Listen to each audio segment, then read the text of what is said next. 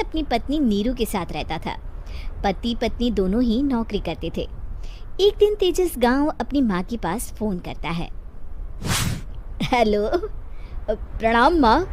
जीते रहो माँ, तुम दादी बनने वाली हो हैं? अरे वाह, ठीक है बेटा, मैं कल ही आती हूँ।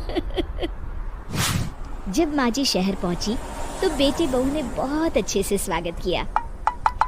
लीजिए माँ जी चाय। अरे गर्मा गर्म पकोड़े ले आओ माँ के लिए। नीरू रसोई में गई और 2 मिनट में ही पकोड़े ले आई। जी ये लीजिए। बहू जादू से बनाए हैं क्या? अभी तो रसोई में गई थी।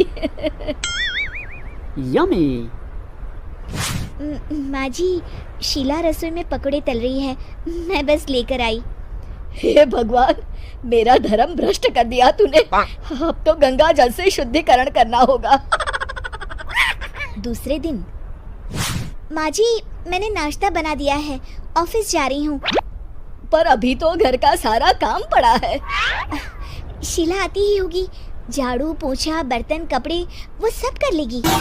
हमारे जमाने में घर का सारा काम हम ही करते थे। जी माँ जी, आप बहुत होशियार हैं, मैं घर ऑफिस दोनों नहीं संभाल पाती।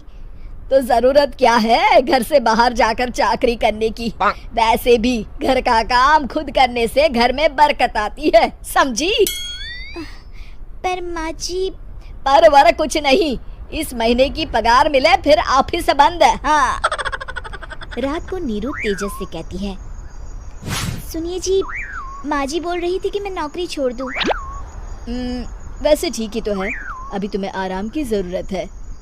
फिर भी आराम कहाँ, शीला को छुड़ाने के लिए बोल रही थी।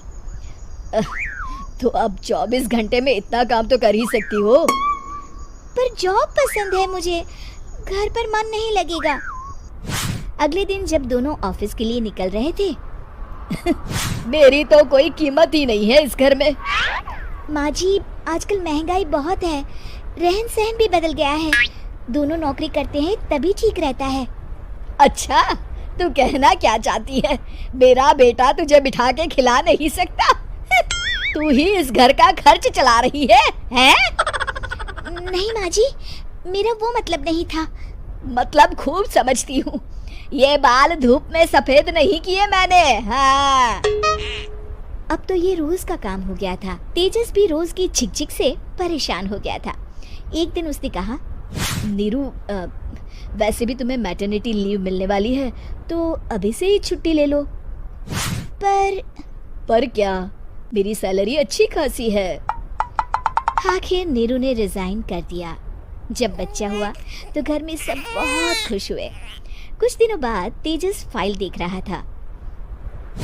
क्या हुआ तेजस, कुछ परेशान लग रहे हो? हाँ, वो हमारी जितनी सेविंग्स थी वो तो हॉस्पिटल में और छठी के फंक्शन में खत्म हो गई है नीरू।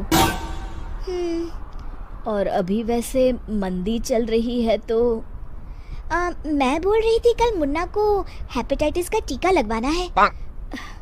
नीरू, क्या पोस्टपोन नहीं कर सकते? नहीं जी, बिल्कुल नहीं।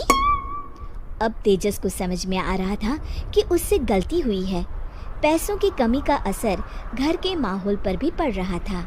अगले दिन, बेटा मेरा चश्मा और ये दवाइयाँ ले आना, पर्चा देते हुए माँ जी ने कहा। जी।